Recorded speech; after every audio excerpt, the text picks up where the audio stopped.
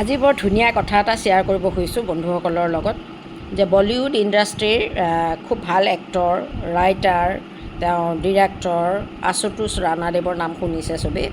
তেওঁ কোৱা কথা এষাৰ মই নিজৰ চেষ্টাৰে অসমীয়ালৈ মই অনুবাদ কৰি লৈছোঁ, কৰি পেলাই মই আপোনালোকক ক'ব খুজিছোঁ যে তেওঁ কৈছিলে যে এটা সময় আছিল গোটেই চহৰখন মোৰ আপোন আছিল আৰু তুমি মোৰ অচিনাকি আছিলা, আৰু যেতিয়াৰ পৰা তুমি মোৰ আপোন হ'লা তেতিয়াৰ পৰা গোটেই চহৰখন মোৰ অচিনাকি হৈ পৰিল।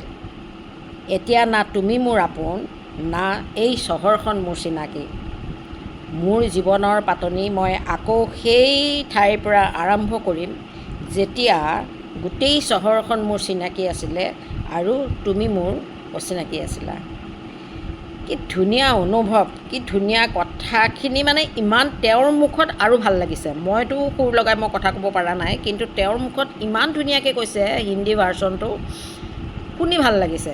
গতিকে মোৰ মানে ইমান ভাল লাগিলে যে মই সেইকাৰণে অসমীয়ালৈ যিমান পাৰোঁ চেষ্টা কৰি পেলাই মই ক'বলৈ চেষ্টা কৰিছোঁ মোৰ শুভাকাংক্ষীসকলক। শুনিবচোন চবেই, মানে প্ৰত্যেকটো লাইনতে এটা মানে কি ক'ম, ভিতৰত সোমাই থকা এটা অনুভৱ ফিল কৰিছে তেওঁ, হয়তো সেইমতে তেওঁ লিখিছে।